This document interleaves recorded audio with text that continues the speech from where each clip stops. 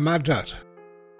Jednoga dana dođe u opštinu jedan mađarski oficir i na dosta arogantan način traži nešto što ne može da mu se da. Predsjednik mu odgovori lepo da toga nema u Beogradu i da ne može dobiti. Ovo je bio sve arogantniji i tražio bezuslovno da mu se nabavi i izda i na posledku se toliko razjari da istrgne revolver i naperi ga predsjedniku u grudi.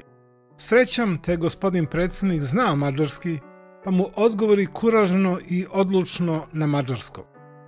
Izvolite gospodine, ja sam moju glavu metnuo u torbu čim sam došao na ovo mesto. I ja sam je prežalio.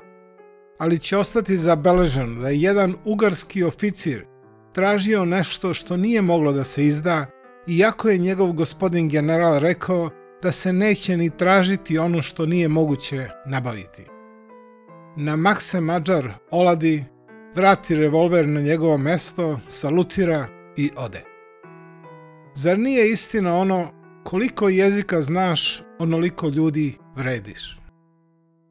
Ovo je zapisao Jovan Miodragović, srpski pedagog, učitelj, profesor i književnik, u svojoj knjižici pod nazivom Tragični dani Beograda, beleške iz 13-dnevne vladavine Austrijske u Beogradu 1914. Knjiga je objavljena daleke 1915. godine. Da se ne zaboravi.